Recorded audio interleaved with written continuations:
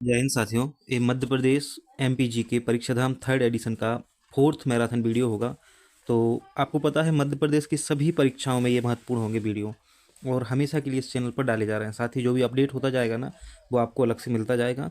अभी एमपीपीएससी 17 दिसंबर को जो परीक्षा है उसको टारगेट करते हुए ये मैराथन वीडियो बनाए जा रहे हैं। अभी तक इसमें जो है ना, हमने चैप्टर नंबर 1 से लेकर जो मध्य प्रदेश की अर्थव्यवस्था में इसके मध्य प्रदेश खाद्य प्रसंस्करण जीआई टैग तक इसको देख लिया है।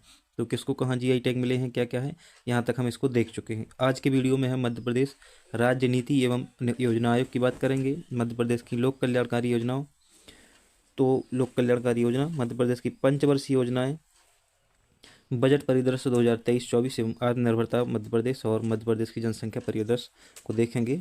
तो देखते हैं कितना लंबा वीडियो होता है। तो वीडियो को शुरू करते हैं आज के। मध्य प्रदेश में पंचवर्षीय योजनाओं को देखें तो भारतीय योजना आयोग की सिफारिश पर मध्य प्रदेश में 24 अक्टूबर 1972 को एक अधिसूचना जारी करके मध्य प्रदेश योजना मंडल का गठन किया गया। किसका गठन किया गया? मध्य प्रदेश योजना मंडल का। कब किया गया? 24 अक्टूबर 1972 को मध्य प्रदेश में राज्य योजना आयोग बनाया गया था। इसको आपको याद रखना है, 24 अक्टूबर 1972। राज्य के मुख्यमंत्री योजना मंडल के पदेन अध्यक्ष होते थे और राज्य के योजना मंत्री उपाध्यक्ष होते थे।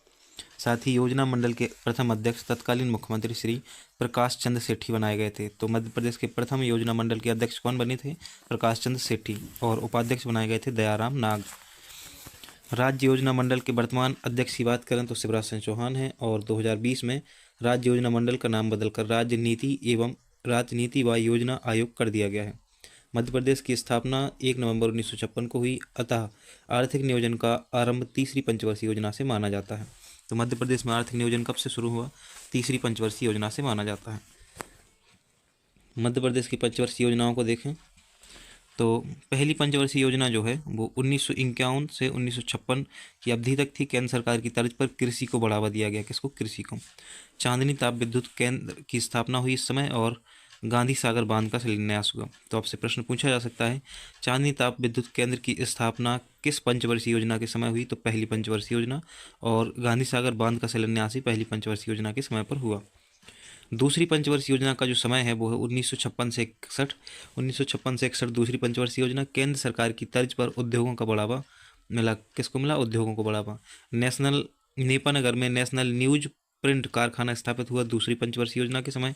और गांधी सागर बांध में जल विद्युत उत्पादन शुरू हुआ कब? दूसरी पंचवर्षीय योजना के समय।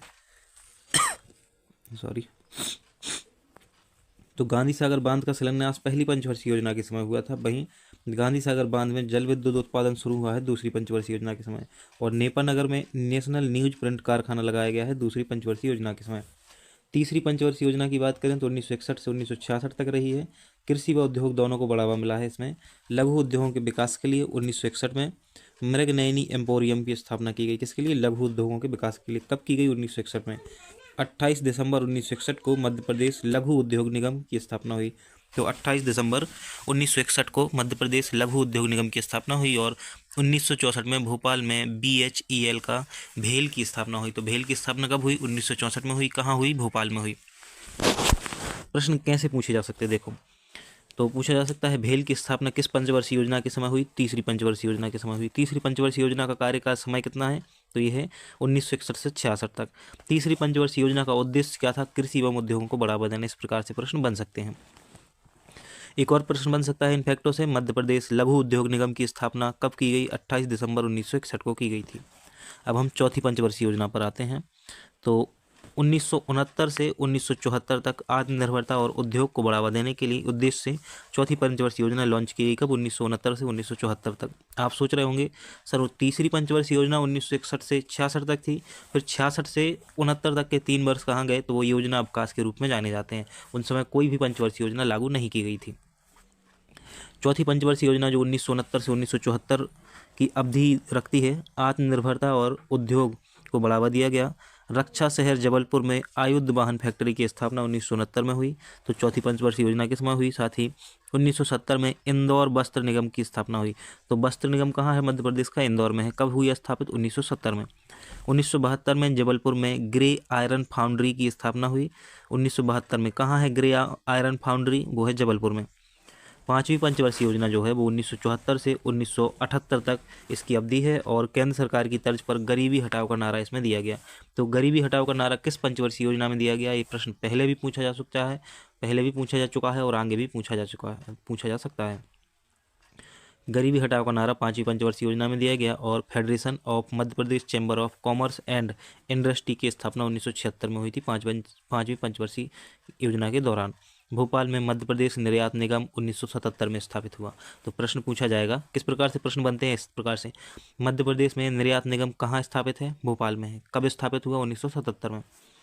छठवीं पंचवर्षीय योजना की बात करें तो देखो पाँचवीं पंचवर्षीय योजना की जो अवधि है वो आपको याद रखनी है 1974 से 78, पर जो छठवीं पंचवर्षीय योजना है वो 2 वर्ष बाद आती है 1980 से 85। इसमें क्या होता है, सिंचाई और विद्युत उत्पादन को बढ़ावा मिलता है, सिंचाई और विद्युत उत्पादन को।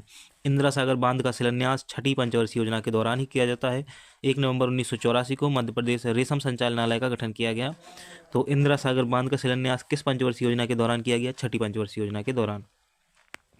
छठी पंचवर्षीय योजना की अवधि क्या है, तो 1980 से 1985। सातवीं पंचवर्षीय योजना जो है वो 1985 से 1990 का समय रखती है।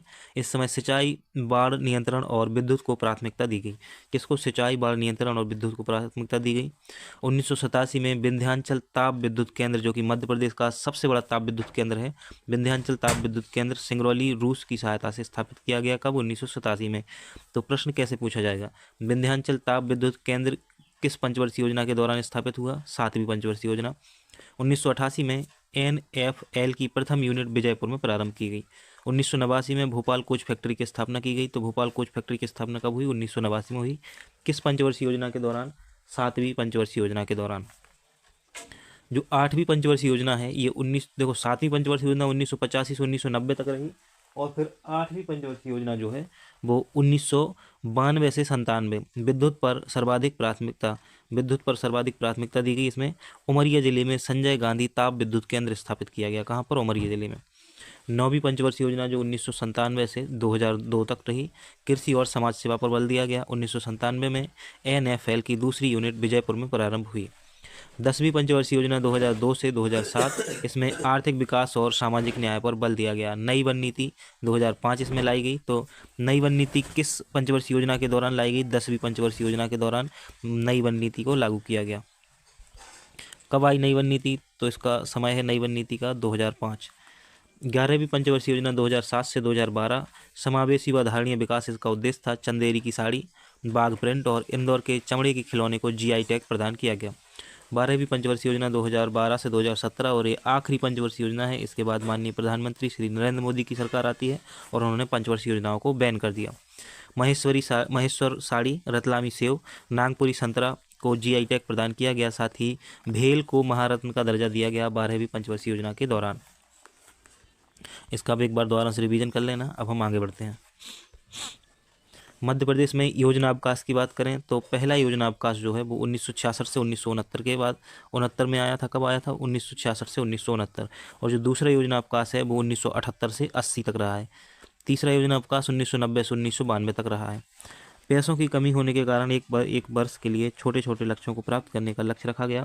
पहला योजना अवकाश जो है 1969 से 1966 के बीच लाया गया। इस समय एक वर्ष की योजना का लक्ष्य रखा गया था। पहले योजना अवकाश में मध्य प्रदेश में हरित क्रांति का प्रारंभ हुआ। तो कब हुआ, 1966 से 1967 में मालवा क्षेत्र में हुआ हरित क्रांति का प्रारंभ मध्य प्रदेश में 1966 में। 1967-68 में नर्मदापुरम में सिक्योरिटी पेपर मिल की स्थापना हुई। 1967-68 में नर्मदापुरम में सिक्योरिटी पेपर मिल की स्थापना हुई। सिक्योरिटी पेपर मिल कहाँ, होशंगाबाद में, जिसका नाम अब नर्मदापुरम कर दिया गया है। 1978 में रोलिंग प्लान अनवरत योजना केंद्र सरकार की तर्ज पर मध्य प्रदेश में भी लागू की गई। स्वच्छ सर्वेक्षण ग्रामीण 2022 की बात करें तो स्वच्छ सर्वेक्षण ग्रामीण वर्ष 2022 में भोपाल प्रथम स्थान पर रहा। वहीं सुजलाम अभियान प्रथम जो है कि में मध्य प्रदेश का प्रथम स्थान रहा और सुजलाम अभियान द्वितीय में मध्य प्रदेश का चौथा स्थान रहा है। थैला ATM की बात करें तो मध्य प्रदेश का पहला थैला ATM इंदौर शहर में स्थापित किया गया है। अब ATM से 10 रुपये निकाल सकते हैं, एक थैला है।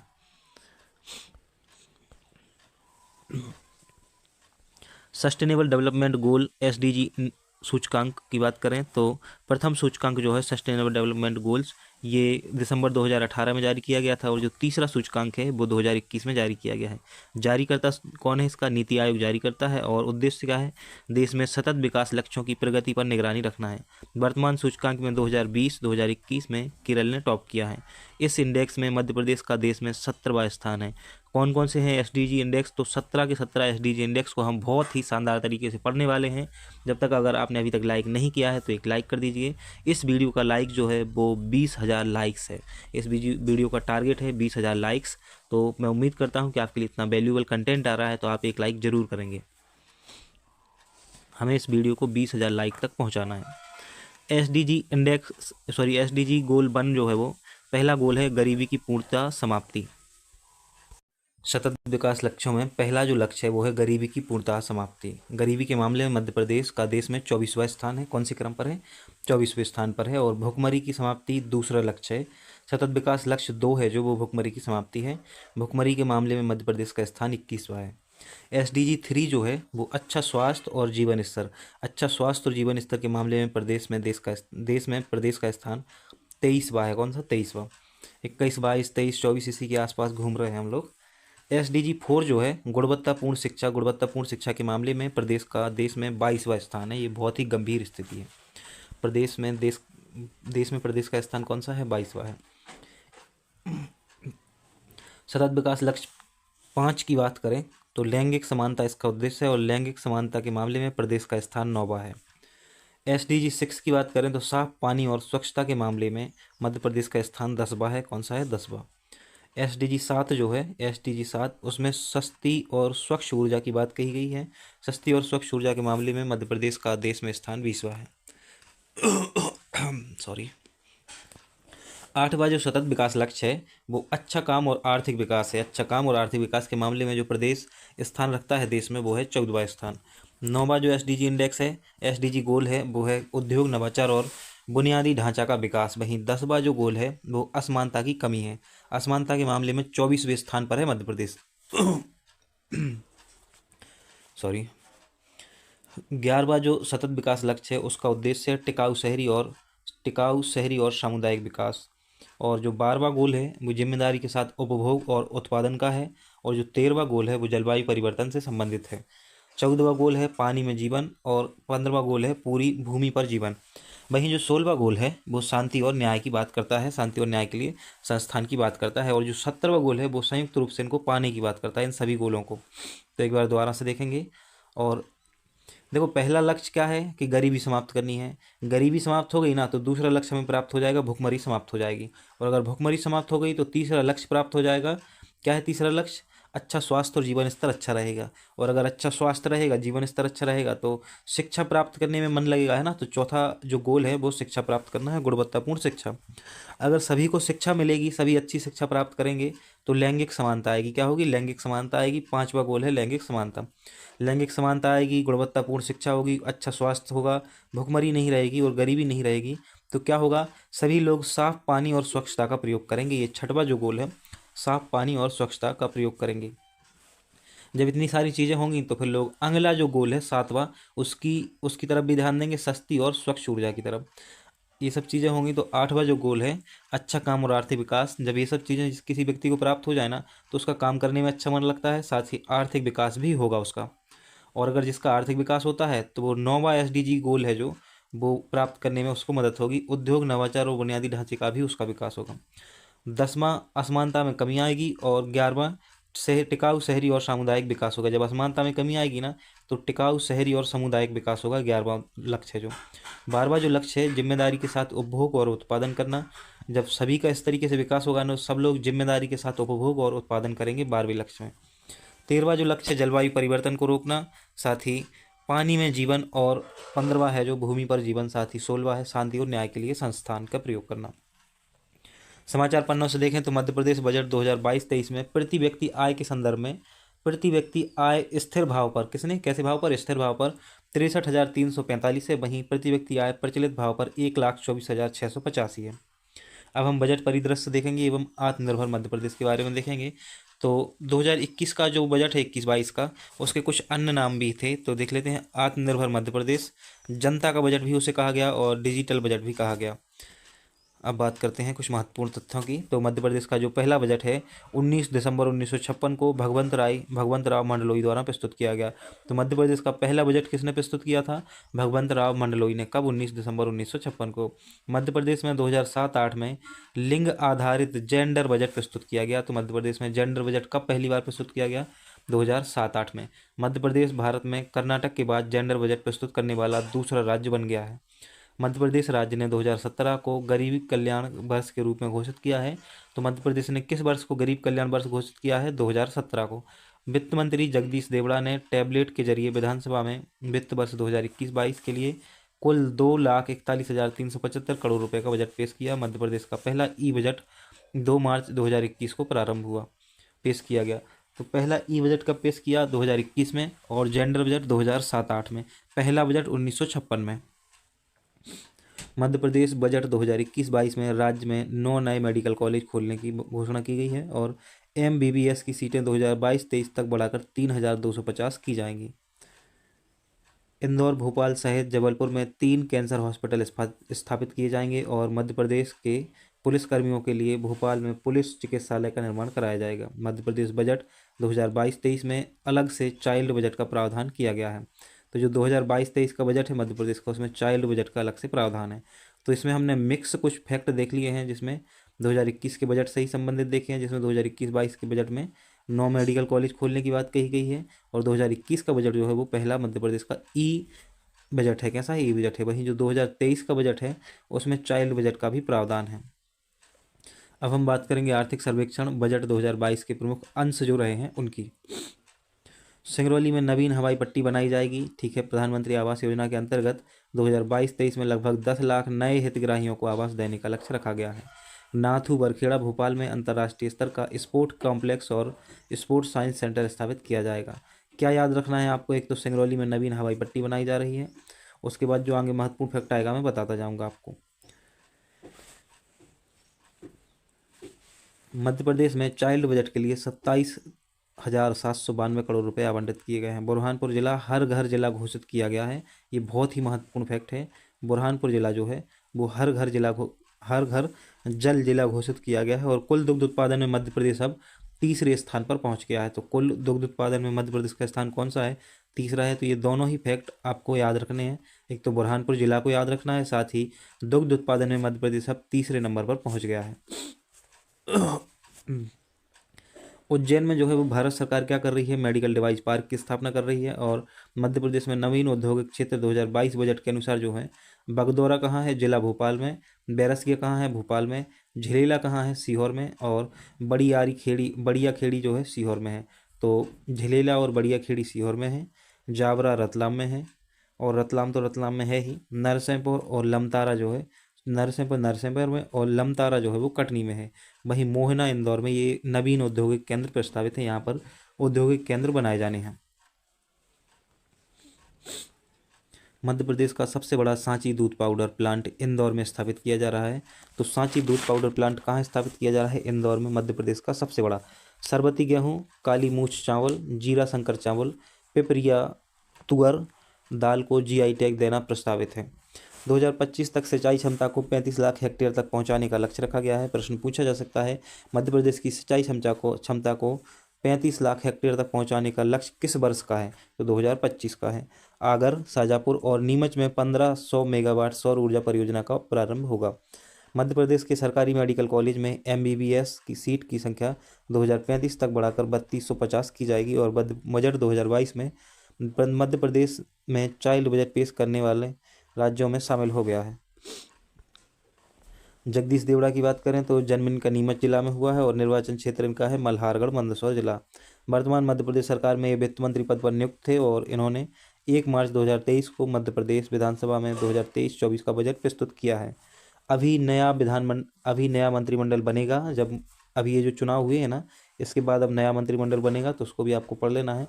लेकिन ये हमारे इस MPSC जो 17 दिसंबर को होने वाला है उसके लिए महत्वपूर्ण नहीं है, क्योंकि ये उसमें नहीं आएगा। आर्थिक सर्वेक्षण 2022-23 की बात करें तो आर्थिक सर्वेक्षण क्या है? एक अनुमान है पिछले वर्ष का, है ना, कि क्या क्या हमने अचीव किया है क्या नहीं। आर्थिक सर्वेक्षण 2022-23 की बात करें तो मध्य प्रदेश लोक सेवा गारंटी अधिनियम के अंतर्गत जनवरी 2023 तक मध्य प्रदेश में 28 विभागों की 669 सेवाओं को अधिसूचित किया गया है। इसको मैं जूम कर लेता हूँ थोड़ा, तो आपको अच्छे से समझ में आएगा। देखो पीडीएफ थोड़ी सी बिलर है, तो इसके लिए क्या करेंगे आप, बम्बू IAS एंड PSC नाम से एक टेलीग्राम चैनल है, उस पर जाएंगे, है ना। तो कुछ ही मेंबर अभी देखने को मिलेंगे, क्योंकि नया नया बनाया है चैनल, तो कुछ मेंबर मिलेंगे और कुछ एक दो ही पीडीएफ मिलेंगी। इसमें मध्य प्रदेश की भी पीडीएफ आपको मिल जाएगी। मध्य प्रदेश की करंट अफेयर्स जो परीक्षा धाम वाली है वो, और साथ ही मध्य प्रदेश थर्ड एडिशन जो है वो भी आपको मिल जाएगा। तो आप टेलीग्राम पर जाकर सर्च करें इसको और ज्वाइन कर लें। मध्य प्रदेश सर्वेक्षण 2022-23 में देखें तो जनवरी 2023 तक ई डिस्ट्रिक्ट पोर्टल एवं अन्य विभागीय पोर्टल के माध्यम से 548 सेवाएं ऑनलाइन प्रदान की जा रही हैं। सीएम हेल्पलाइन के द्वारा वर्ष 2014 से जनवरी 2023 की अवधि में 2,05,00,000 से अधिक शिकायतें दर्ज की गई हैं, जिनमें से 98.8% का निवारण कर दिया गया है। डिजिटल जिला कार्यक्रम के अंतर्गत 3 जिला, यह फैक्ट मोस्ट इंपॉर्टेंट है, इसको याद रखना है। डिजिटल जिला कार्यक्रम जो है इसके अंतर्गत बैतूल, इंदौर और विदिशा ने 100% वित्तीय डिजिटल जिलों का दर्जा हासिल किया है। कौन कौन से जिले, बैतूल, इंदौर और विदिशा ने डिजिटल जिला कार्यक्रम के तहत 100% वित्तीय डिजिटल के जिले का दर्जा हासिल कर लिया है। बैतूल, इंदौर और विदिशा। मध्य प्रदेश की विद्युत क्षमता जो है 2022 में 28,000 मेगावाट हो गई है, नवीकरणीय ऊर्जा को मिलाते हुए सहित, है ना। तो मध्य प्रदेश की विद्युत क्षमता कितनी है 2022 में, तो ये हो गई है 28,000 मेगावाट। और प्रति व्यक्ति बिजली की उपलब्धता वर्ष 2022 में है 1184.9 किलोवाट हर्टेज हो गई है। दिसंबर 2022 को मध्य प्रदेश सरकार की एकीकृत वित्तीय प्रबंधन सूचना प्रणाली का भारतीय रिजर्व बैंक के कोर बैंकिंग सॉल्यूशन ई कुबेर के साथ क्रियान्वयन किया गया है। अनमोल ऐप की बात करें तो अनमोल ऐप को आपको याद रखना है। अनमोल ऐप गर्भवती महिलाओं की प्रसव पूर्व जांच हेतु तैयार किया गया है। अनमोल ऐप, तो पूछा जा सकता है अनमोल ऐप का संबंध किससे है। मध्य प्रदेश में ड्राई पोर्ट की संख्या जो है वो 3 हो गई है। कौन कौन से, पीतमपुर धार में ड्राई पोर्ट है, मंडीदीप भोपाल रायसेन और टिही इंदौर में ड्राई पोर्ट है। मध्य प्रदेश राज्य सकल घरेलू उत्पाद में प्राथमिक क्षेत्र का योगदान जो है 36.32% है। तो मध्य प्रदेश की राज्य सकल घरेलू उत्पाद में प्राथमिक क्षेत्र का योगदान कितना है, 36.32% है। इलेक्ट्रॉनिक विनिर्माण क्लस्टर भोपाल और जबलपुर में प्रस्तावित है। और ग्रीन बॉन्ड जारी करने वाला देश का पहला नगर निगम कौन बन गया है, इंदौर बन गया है। ग्रीन बॉन्ड जारी करने वाला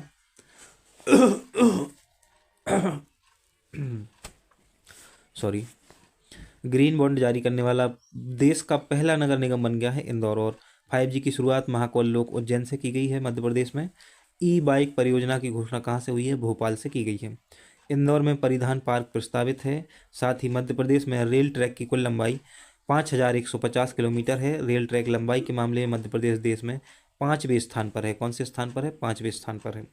गांव की बेटी योजना का उद्देश्य ग्रामीण क्षेत्रों की प्रतिभावान बालिकाओं को उच्च शिक्षा प्राप्त करने के लिए 500 रुपये प्रति माह अधिकतम 10 माह के लिए दिया जाता है। तो गांव की बेटी योजना का उद्देश्य क्या है कि प्रति माह 500 रुपये दिए जाएंगे, किसको, प्रतिभावान बालिकाओं को जिनको उच्च शिक्षा प्राप्त करनी है, गाँव की बेटियों को। टांटिया भील की बलिदान भूमि पाताल पानी में 9 तीर्थ स्थल और एक ध्यान केंद्र स्थापित किया जाएगा। टांटिया भील की जो बलिदान भूमि है पाताल पानी, उसमें 9 तीर्थ स्थल और एक ध्यान केंद्र स्थापित किया जाएगा। मध्य प्रदेश में सिंचाई क्षमता 2022 में 45 लाख हेक्टेयर हो गई है। कितनी, 45 लाख हेक्टेयर हो गई है। इसे 2025 तक 65 लाख हेक्टेयर करने का लक्ष्य रखा गया है। तो 2022 में कितनी हो गई है मध्य प्रदेश की सिंचाई क्षमता, 45 लाख हेक्टेयर। 2025 तक कितना बढ़ाना है, 65 लाख हेक्टेयर इसको करना है। प्रधानमंत्री जनधन योजना के अंतर्गत अब तक 3.85 करोड़ बैंक खाते खोले गए हैं। 2020-21 में मध्य प्रदेश का कृषि विकास दर जो है 18.69% है, ये आपको याद रखना है। और 2022-23 के दौरान फसल क्षेत्र में 5.45% की वृद्धि हुई है। सांसद आदर्श ग्राम योजना के अंतर्गत अब तक कुल 118 ग्राम पंचायतों का चयन किया जा चुका है। कितनी पंचायतों का, 118 पंचायतों का मध्य प्रदेश की।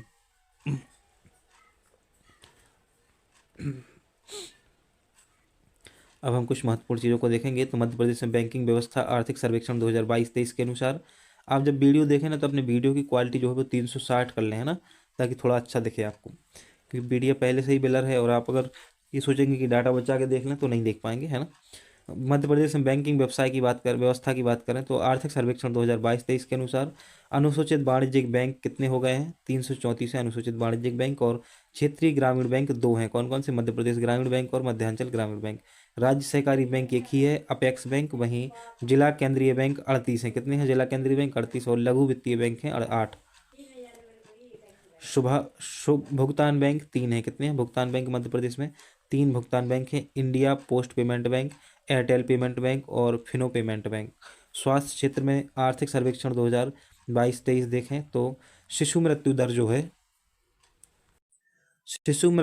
है मध्य प्रदेश में 2022-23 के आंकड़ों के अनुसार 43 हो गई है। कितनी है? 43। कितने पर? 1000 पर 43। और जो मातृ मृत्यु दर है वो 1 लाख पर है 173। जन्म दर की बात करें तो 24.1% है जन्म दर मध्य प्रदेश की। और मृत्यु दर जो है वो 6.5% है मृत्यु दर 2022-23 के आंकड़ों के अनुसार। कम वजन वाले बच्चे 42% हैं मध्य प्रदेश में। और कम ऊंचाई वाले बच्चे 42% हैं। वहीं दुबलापन वाले बच्चे भी 25.8% हैं। आर्थिक सर्वेक्षण 2022-23 में चर्चित प्रमुख नीतियों की बात करें तो मध्य प्रदेश ग्रामीण परिवहन नीति जो कि 2022 में लाई गई, और मध्य प्रदेश मुख्यमंत्री उद्यम क्रांति जो है 2022। मध्य प्रदेश स्टार्टअप नीति और नवीकरणीय ऊर्जा नीति जो है 2022 में लाई गई। औद्योगिक संवर्धन नीति 2021 की है। और MSME विकास नीति 2021 की है। इथेनॉल एवं जैव ईंधन नीति 2021 की है।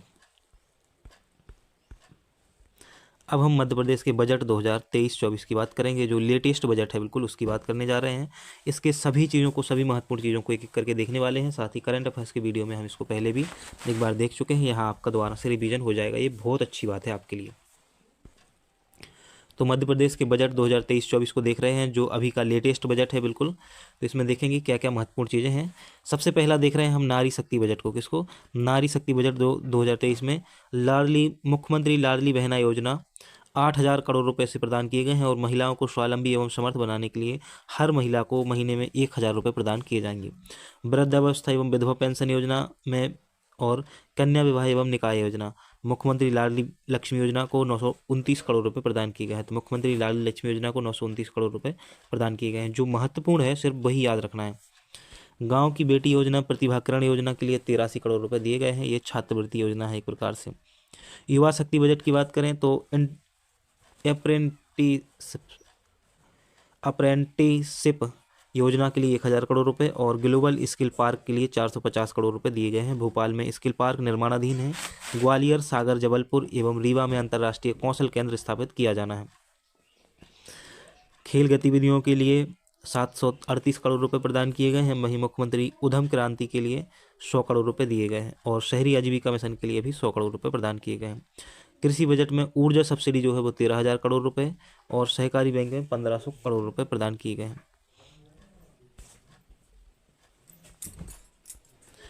मुख्यमंत्री किसान कल्याण योजना के लिए 3,200 करोड़ रुपए प्रदान किए गए हैं। तो देखो सब चीज़ें ऐसे याद नहीं रखनी है, कुछ महत्वपूर्ण चीज़ें ही याद रखनी है। जैसे मुख्यमंत्री मिलेट मिशन किससे संबंधित है? मोटे अनाज को बढ़ावा देने के लिए मुख्यमंत्री मिलेट मिशन संबंधित है।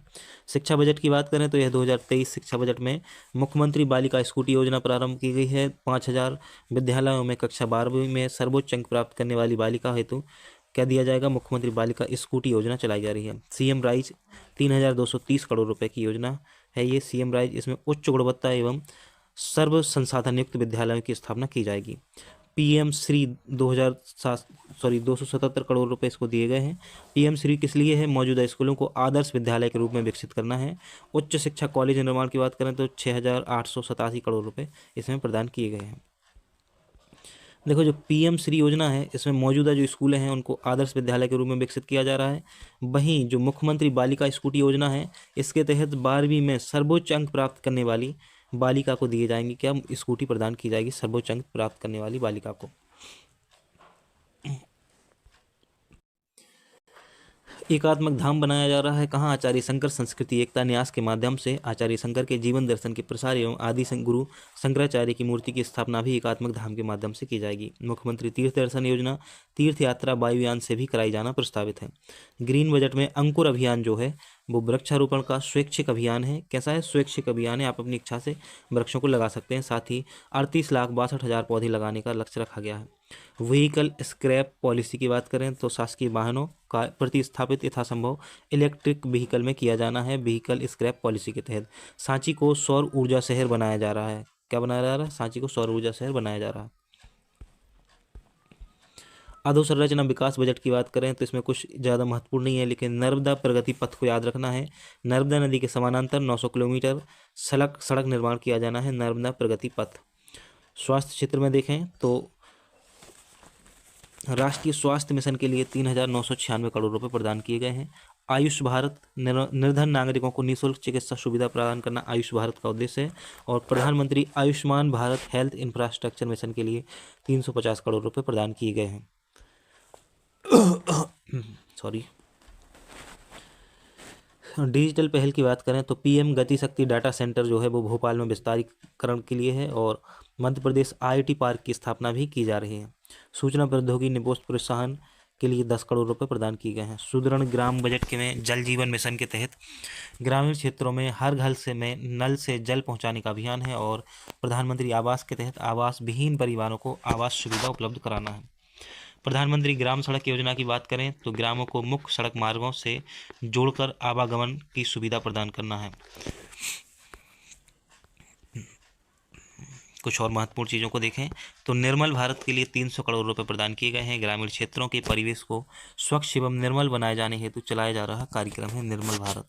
राष्ट्रीय आजीविका मिशन के तहत युवक और युवतियों को रोजगार के अवसर उपलब्ध कराना है। वहीं ग्रामीण रोजगार गारंटी के तहत ग्रामीण युवकों को रोजगार के अवसर उपलब्ध कराना है।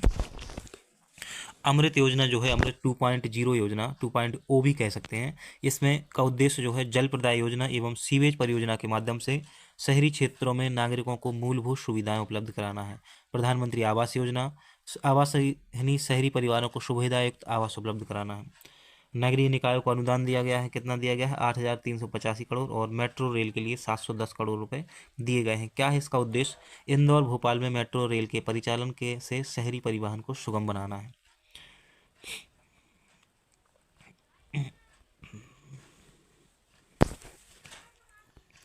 मध्य प्रदेश उद्योग बजट की बात करें तो देखो, जो महत्वपूर्ण है सिर्फ हम वही देख रहे हैं और वही आपको दिखाते जा रहे हैं कि ये आपको याद रखना है, तो इसमें कुछ ज़्यादा महत्वपूर्ण दिखा नहीं है मुझे।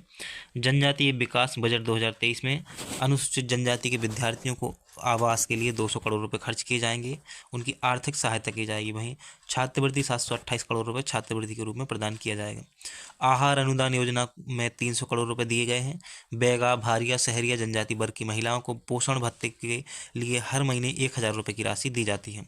युवाओं के लिए रोजगार मूलक आर्थिक सहायता 60 करोड़ रुपए है। भगवान बिरसा मुंडा स्वरोजगार योजना, मुख्यमंत्री अनुसूचित जनजाति परियोजना, विशेष परियोजना वित्त पोषण योजना, टांटिया मामा आर्थिक कल्याण योजना में 60 करोड़ रुपए दिए गए हैं। अब हम बात करते हैं मध्य प्रदेश बजट 2023 में जो योजनाएं हैं वो किस विभाग योजना संबंधित कितनी राशि आवंटित की गई है। तो महत्वपूर्ण योजनाओं को देखेंगे तो देखो, मुख्यमंत्री लाडली बहना योजना जो है उसमें 8,000 करोड़ रुपए की राशि प्रदान की गई है। वृद्धावस्था एवं विधवा पेंशन योजना के तहत 1,535 करोड़ रुपए प्रदान किए गए हैं। कन्या विवाह एवं निकाय योजना में 80 करोड़ रुपए और मुख्यमंत्री लाडली लक्ष्मी योजना के लिए 929 करोड़ रुपए की राशि प्रदान की गई है। राष्ट्रीय ग्रामीण आजीविका मिशन के लिए 660 करोड़ रुपए और ग्लोबल स्किल पार्क के लिए 450 करोड़ रुपए। खेल गतिविधियों को बढ़ावा देने के लिए मध्य प्रदेश सरकार ने 738 करोड़ रुपए खर्च करने की योजना बनाई है और शहरी आजीविका मिशन के लिए 100 करोड़ रुपए खर्च करेगी सरकार। ऊर्जा सब्सिडी के रूप में सरकार 13,000 करोड़ रुपए खर्च करेगी और मुख्यमंत्री किसान कल्याण के लिए 3,200 करोड़ रुपए खर्च किए जाएंगे। फसल बीमा के रूप में 2,000 करोड़ रुपए प्रदान किए जाएंगे और इंदौर बॉन्ड के रूप में 244 करोड़ रुपए खर्च किए जाएंगे। एकात्मक धाम बनाया जा रहा है, उसके लिए 350 करोड़ रुपए खर्च हो रहे हैं। वहीं मध्य प्रदेश में आईटी पार्क की स्थापना के लिए मध्य प्रदेश सरकार 70 करोड़ रुपए खर्च करने जा रही है। जल जीवन मिशन के तहत 7,331 करोड़ रुपए खर्च करने का सरकार का उद्देश्य है। प्रधानमंत्री आवास योजना के तहत 8,000 करोड़ रुपए प्रदान किए जाएंगे और प्रधानमंत्री ग्राम सड़क योजना के तहत 1,826 करोड़ रुपए खर्च किए जाएंगे। राष्ट्रीय ग्रामीण रोजगार गारंटी की बात करें तो इसके तहत 3,500 करोड़ रुपए खर्च किए जाएंगे। 3,500 करोड़ रुपए राष्ट्रीय ग्रामीण रोजगार गारंटी के तहत। वहीं राष्ट्रीय आजीविका मिशन में 660 करोड़ रुपए खर्च किए जाएंगे। स्वच्छ भारत के लिए 171 करोड़ खर्च किए जाएंगे और मेट्रो रेल के लिए 710 करोड़ रुपए खर्च किए जाएंगे। देवारण्य योजना में 10 करोड़ रुपए खर्च करने की योजना है। अब हम बात करेंगे आत्मनिर्भर भारत मध्य प्रदेश की। आत्मनिर्भर मध्य प्रदेश की, तो मध्य प्रदेश बजट 2021 में को सुशासन बजट के रूप में जाना जा रहा है। सुशासन का आधार स्तंभ इसके मिशन और प्रमुख लक्ष्य हैं। मिशन जनगण, इसको बड़े ध्यान से समझेंगे, है ना। आत्मनिर्भर मध्य प्रदेश बजट 2021 में जारी किया गया। इसमें ये जो दिया हुआ है ना रामायण, ये आपके काम की नहीं है ना। तो इससे सीधे जो इससे प्रश्न बन सकता है वो अगले पेज पर सब कुछ दिया हुआ है, तो उसको समझते हैं। ODOP, one district one product की बात करते हैं कि एक जिला एक प्रोडक्ट की बात करते हैं। तो ये जो PDF आपको ठीक नहीं दिख रही होगी, लेकिन इसकी PDF जो है वो bamboo IAS and PSC channel पर डाल दी गई है। तो आप टाइप करेंगे टेलीग्राम पर जाकर BAMBU स्पेस देंगे, IAS लिखेंगे, फिर एंड लगाएंगे और फिर PSC लिखेंगे और सर्च करेंगे तो हमारा चैनल सबसे ऊपर आएगा। उस पर आप क्लिक करेंगे, उसको ज्वाइन करेंगे और फाइल पर जाएंगे तो आपको PDF मिल जाएगी। एक जिला एक उत्पाद योजना की बात करें तो यह 2022 की है और ये 2023 की है। तो हमें सिर्फ 2023 के उत्पादों को याद रखना है। एक जिला एक उत्पाद के रूप में इंदौर जिले को आलू शुगर फ्री के लिए चुना गया है। तो इंदौर को क्यों चुना गया है, किस प्रोडक्ट के लिए चुना गया है? इंदौर को चुना गया है आलू और शुगर फ्री के लिए। वहीं भोपाल को जरी जरदोजी और जूट और पर्स के लिए। वहीं ग्वालियर को सैंड स्टोन टाइल्स के लिए चुना गया है। रीवा की बात करें तो रीवा को सुंदरजा आम के लिए चुना गया है और सुंदरजा आम को 2023 में GI टैग प्रदान किया गया है। तो रीवा के सुंदरजा आम को क्या प्रदान किया गया है? GI टैग प्रदान किया गया है। रीवा जिले को सुंदरजा आम के लिए चुना गया है। देवास जिले को बांस के लिए और दतिया को सरसों के लिए चुना गया है। वहीं नीमच को धनिया के लिए चुना गया है। नीमच को किसके लिए चुना गया है? धनिया के लिए। गुना लगा के मत आ जाना। उमरिया जिले को महुआ के लिए और रायसेन को बासमती चावल के लिए चुना गया है। वहीं जो कटनी जिला है उसको स्टोन के लिए चुना गया है। किसके लिए? स्टोन के लिए। और ग्वालियर जिले को सैंड स्टोन टाइल्स के लिए चुना गया है। आगर मालवा को संतरा के लिए चुना गया है और राजगढ़ को भी संतरा के लिए चुना गया है। मुरैना को सरसों जिला कहा जाता है, इसलिए इसको सरसों के लिए चुना गया है। सागर जिले को कृषि उपकरण बनाने के लिए इसको एक जिला एक उत्पाद के रूप में चुना गया है। और जो छिंदवाड़ा है इसको नागपुरी संतरे के लिए चुना गया है। छिंदवाड़ा के नाग संतरे को GI टैग प्रदान किया गया है। विदिशा में कृषि उपकरण के लिए और नर्मदापुरम होशंगाबाद है उसको पर्यटन के लिए चुना गया है। अशोकनगर को चंदेरी साड़ी और शिवपुरी को बदरबास या कपड़ा जैकेट के लिए चुना गया है। सिवनी जिला जो है उसको सीताफल के लिए और झाबुआ जिला को कड़कनाथ के लिए चुना गया है। कड़कनाथ को भी GI टैग दिया जा चुका है। बालाघाट को चिन्नौर चावल के लिए एक जिला एक उत्पाद योजना में शामिल किया गया है। तो बालाघाट का जो चिन्नौर चावल है इसको भी GI टैग दिया जा चुका है। सीहोर को लकड़ी के खिलौने, बैतूल को सागौन वृक्ष और सिंगरौली को कोदो कुटकी और मंडला को भी कोदो कुटकी के लिए चुना गया है। जबलपुर जिला को एक जिला एक उत्पाद योजना में मटर के लिए चुना गया है और बाघ प्रिंट में धार को चुना गया है। बुरहानपुर को केले के लिए, वहीं छतरपुर को वुडन फर्नीचर और नरसिंहपुर को तुअर दाल के लिए चुना गया है। पन्ना जिले को आंवला जिला घोषित किया गया है। साथ ही एक जिला एक उत्पादक के लिए पन्ना जिले को आंवला के लिए चुना गया है। बड़वानी जो है वो अदरक और अनूपपुर जो है वो कोदो कुटकी के लिए चुना गया है। तो कोदो कुटकी के लिए 3 जिले चुने गए हैं, सिंगरौली, मंडला और अनूपपुर। कौन कौन से? सिंगरौली, मंडला और अनूपपुर कोदो कुटकी उत्पाद के लिए चुने गए हैं। सीधी की बात करें तो यह दरी, कालीन, गलीचा, कारपेट के लिए सीधी जिले को चुना गया है और लहसुन के लिए मंदसौर जिले को चुना गया है। उज्जैन को बाटिका प्रिंट के लिए, वहीं दमोह जिला को चना के लिए एक जिला एक उत्पाद योजना में शामिल किया गया है। भिंड को सरसों के लिए और मुरैना को भी सरसों के लिए चुना गया है। सतना जिला को टमाटर, गुना जिला को धनिया। तो गुना जिला को धनिया है और अभी हमने ऊपर देखा था कि धनिया किसके लिए देखा था, और नीमच और गुना जिला को धनिया के लिए एक जिला एक उत्पाद में शामिल किया गया है। खरगोन जिले को मिर्च के लिए और शाजापुर जिले को प्याज के लिए एक जिला एक उत्पाद योजना में चुना गया है। अब हम बात करेंगे मध्य प्रदेश की जनसंख्या परिदृश्य 2011 की। और तो इस चैप्टर के बाद ना जो मध्य प्रदेश की अर्थव्यवस्था संबंधी पोर्शन है वो आपका कंप्लीट हो जाएगा। ये चौथी मैराथन वीडियो है। तो 4 मैराथन वीडियो में हमने मध्य प्रदेश का संपूर्ण भूगोल और मध्य प्रदेश का संपूर्ण अर्थव्यवस्था जो है वो कंप्लीट कर चुके होंगे। इस वीडियो के बाद आपको मध्य प्रदेश की जनसंख्या परिदृश्य 2011 ये जो चैप्टर है ना इसको कंप्लीट करने के साथ ही आपका इतना पोर्शन कंप्लीट हो जाएगा। उसके बाद हम मध्य प्रदेश की राज्य व्यवस्था को देखेंगे और मध्य प्रदेश के इतिहास को देखेंगे।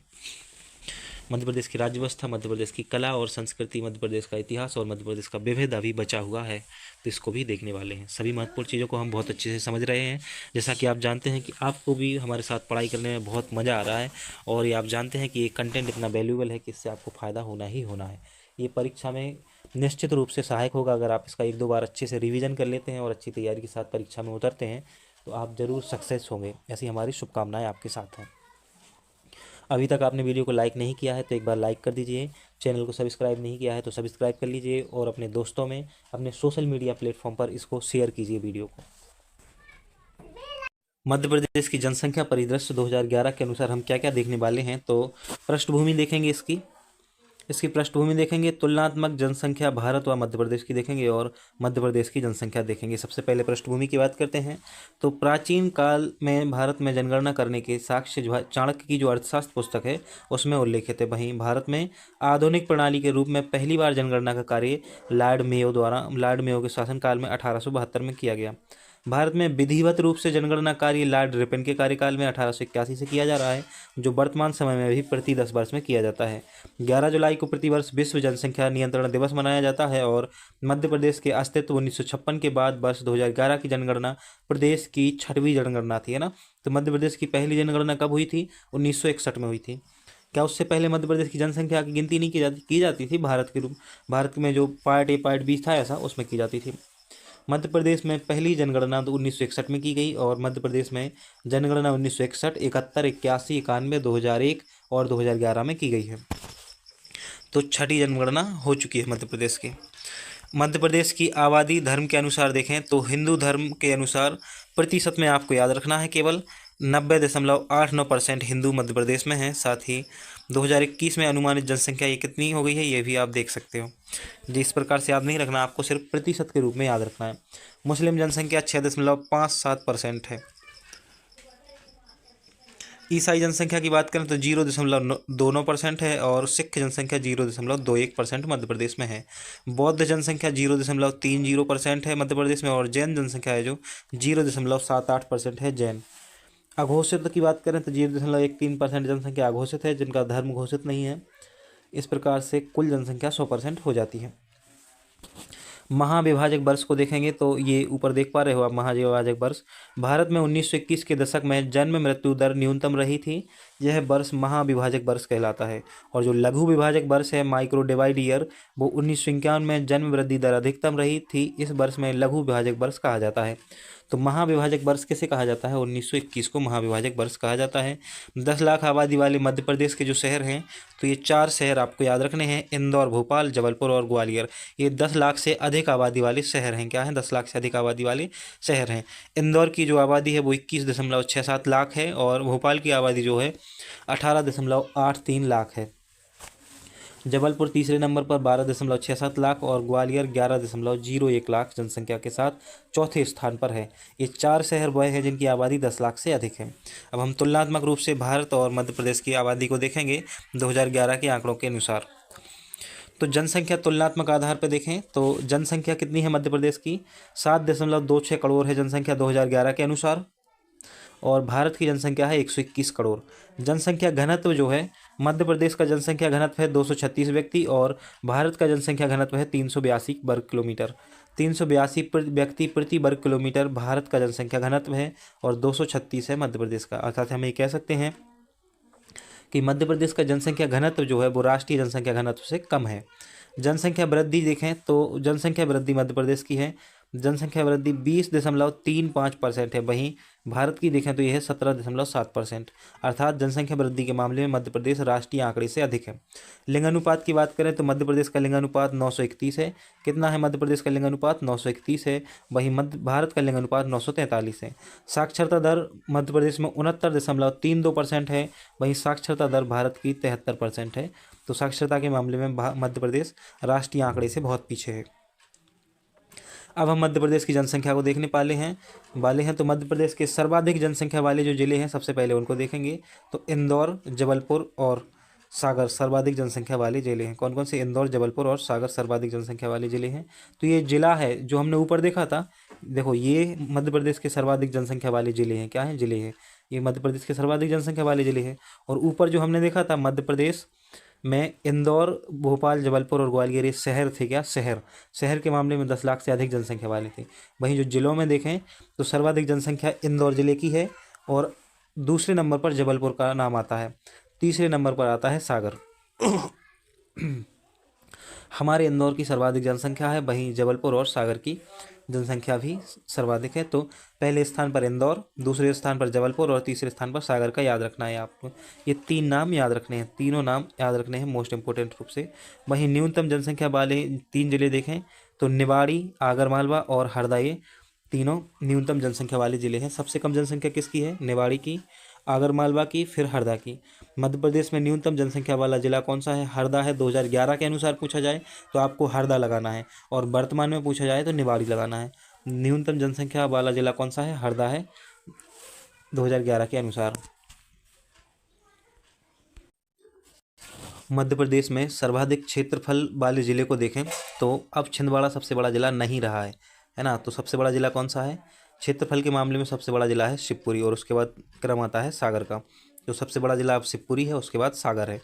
और सबसे कम क्षेत्रफल वाले जिले को देखें तो सबसे कम क्षेत्रफल जिला वाला जिला निवाड़ी है और फिर दतिया का नाम आता है। निवाड़ी, दतिया और भोपाल। लिंगानुपात की बात करें तो किसी क्षेत्र विशेष में पुरुष व स्त्रियों की संख्या का जो अनुपात होता है उसी को हम लिंगानुपात कहते हैं। मध्य प्रदेश का वर्तमान लिंगानुपात 931 है 1000 पुरुषों पर। रीवा जिले का लिंगानुपात राज्य के लिंगानुपात के बराबर है, 931 ही है रीवा जिले का। सर्वाधिक लिंगानुपात वाले जिले की बात करें तो बालाघाट का लिंगानुपात 1021 है और अलीराजपुर का 1011 है। वहीं मंडला जिले का 1008 है। तो सर्वाधिक लिंगानुपात वाले 3 जिले कौन कौन से याद रखने हैं? बालाघाट, अलीराजपुर और मंडला। और न्यूनतम लिंगानुपात वाले जिलों में भिंड, मुरैना, ग्वालियर आपको याद रखना है। भिंड का सबसे कम है लिंगानुपात 837, फिर मुरैना और फिर ग्वालियर। भिंड, मुरैना, ग्वालियर।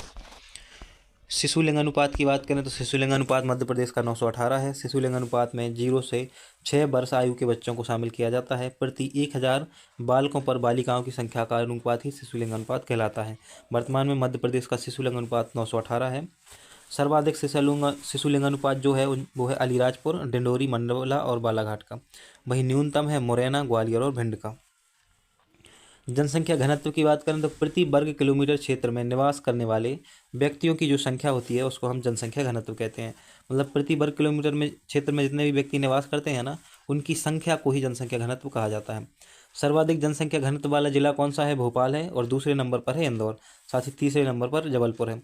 तो सर्वाधिक जनसंख्या घनत्व वाले जो 3 जिले हैं वो हैं भोपाल, इंदौर और जबलपुर, ये याद रखने हैं। वहीं न्यूनतम में याद रखना है आपको डिंडोरी, डिंडोरी का नाम याद रखना है, श्योरपुर का नाम याद रखना है और पन्ना का। डिंडोरी का जनसंख्या घनत्व मात्र 94 है। कितना है? 94। और भोपाल का सर्वाधिक रूप से 855 है, श्योरपुर का 104 और पन्ना का 142 है। जनसंख्या वृद्धि देखें तो किसी भौगोलिक क्षेत्र की जनसंख्या के आकार में एक निश्चित समय में होने वाले परिवर्तन को जनसंख्या वृद्धि कहा जाता है। सर्वाधिक जनसंख्या वृद्धि वाले जिले कौन कौन से हैं? तो इंदौर ने 32.88% के साथ सर्वाधिक जनसंख्या वृद्धि की है। इंदौर ने 32.88% के साथ। वहीं झाबुआ ने 30.70% के साथ सर्वाधिक वृद्धि की है। तो सबसे ज़्यादा वृद्धि वाला जिला इंदौर है, फिर झाबुआ और फिर भोपाल। वहीं न्यूनतम जनसंख्या वृद्धि में अनूपपुर सबसे आखिरी में है। अनूपपुर ने सबसे कम जनसंख्या वृद्धि की है, फिर बैतूल और फिर छिंदवाड़ा।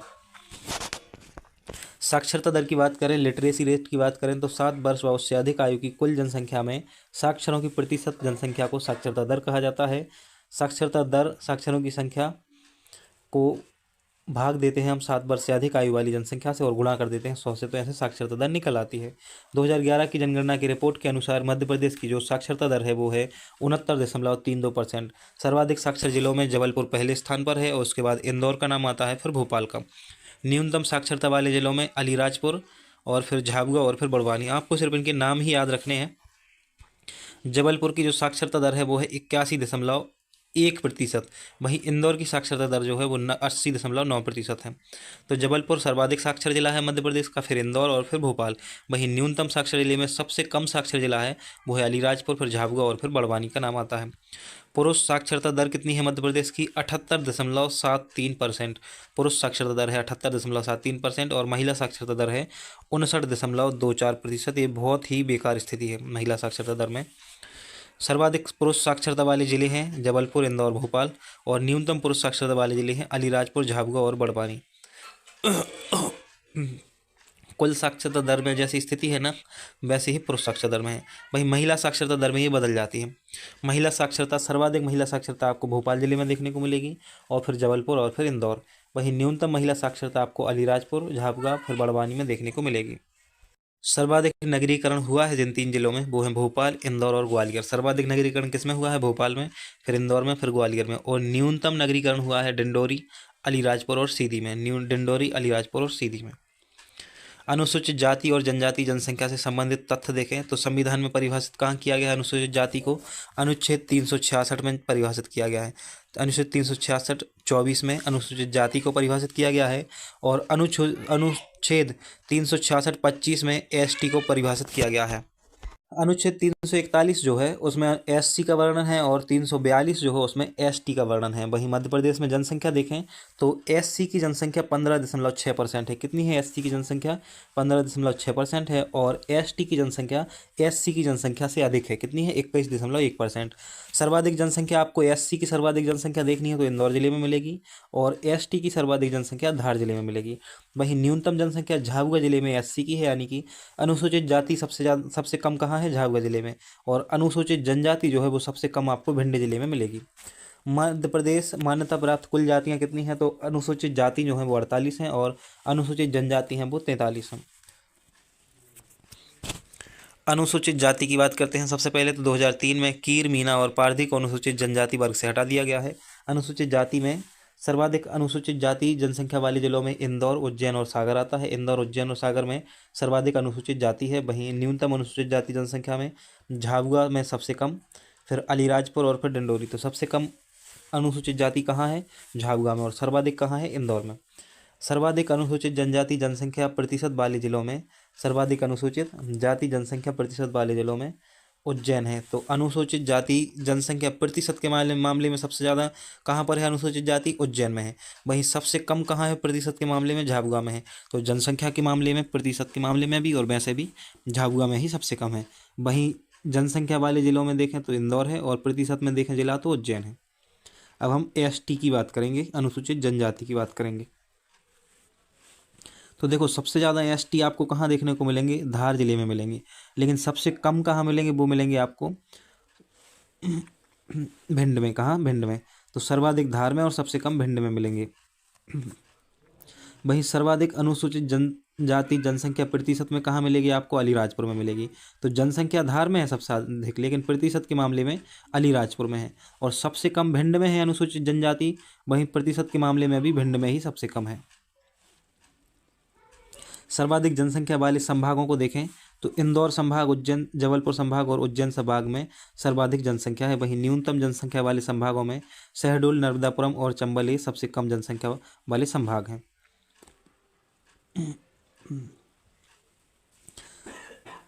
श्री सचिन सिन्हा मध्य प्रदेश के जनगणना निर्देशक हैं। जनसंख्या स्थायित्व के लिए 2000 में मध्य प्रदेश की जनसंख्या नीति का अनुमोदन किया गया, और मध्य प्रदेश में सर्वाधिक जनसंख्या वृद्धि दर वाला दशक जो है 1961 से 1971 में 29.28% जनसंख्या वृद्धि मध्य प्रदेश में देखी गई थी। तो प्रश्न पूछा जा सकता है आपसे कि मध्य प्रदेश में सर्वाधिक जनसंख्या वृद्धि दर वाला दशक कौन सा है? तो 1961 से 1971। विगत वर्षों में आयोग के इर्द गिर्द जो प्रश्न पूछे जा चुके हैं अलग अलग परीक्षाओं में एमपीपीएससी के, उनको देखते हैं। तो 2011 की जनगणना के अनुसार मध्य प्रदेश की जनसंख्या वृद्धि दर कितनी रही है? तो वो है 20.3%। आपको लगा के आना है। वर्ष 2011 की जनगणना के अनुसार मध्य प्रदेश के बालाघाट जिले में लिंग अनुपात सबसे अधिक है। कहाँ है लिंग अनुपात सबसे अधिक है? वर्ष 2011 की जनगणना के अनुसार मध्य प्रदेश की न्यूनतम बाल जनसंख्या वाला जिला कौन सा है? तो हरदा है। जनगणना 2011 के अनुसार जनसंख्या वितरण की दृष्टि से मध्य प्रदेश का सबसे छोटा जिला कौन सा है? 2011 के अनुसार पूछा जाए तो हरदा है। और वर्तमान में कौन सा है? नीमच है। सॉरी, नीमच नहीं, निवाड़ी है वर्तमान में सबसे छोटा। जनगणना 2011 के अनुसार मध्य प्रदेश की साक्षरता दर कितनी है? 69.3% है। तो मध्य प्रदेश की साक्षरता दर है 69.3%। यह प्रश्न एमपीपीएससी एएमओ की परीक्षा में पूछा जा चुका है। 2011 की जनगणना के अनुसार मध्य प्रदेश का जनसंख्या घनत्व प्रति वर्ग किलोमीटर जो है वो 236 वर्ग किलोमीटर है। ये एमपीपीएससी डीएससी की एग्जाम में पूछा गया है। मध्य प्रदेश में जन्म दर और मृत्यु दर के आंकड़े देखें तो जन्म दर जो है 2011 की जनगणना के अनुसार 14.6% है। वहीं आर्थिक सर्वेक्षण 2022-23 के अनुसार 24.1% है। और मृत्यु दर जो है वो 5.5% थी 2011 जनगणना के अनुसार, और आर्थिक सर्वेक्षण 2022-23 के अनुसार मृत्यु दर जो है वो 6.5% है। इस प्रकार हमने मध्य प्रदेश अर्थव्यवस्था से संबंधित सभी चैप्टर कंप्लीट कर लिए हैं। वीडियो अच्छा लगा हो तो एक लाइक कर दीजिए और वीडियो को शेयर कर दीजिए अपने दोस्तों में।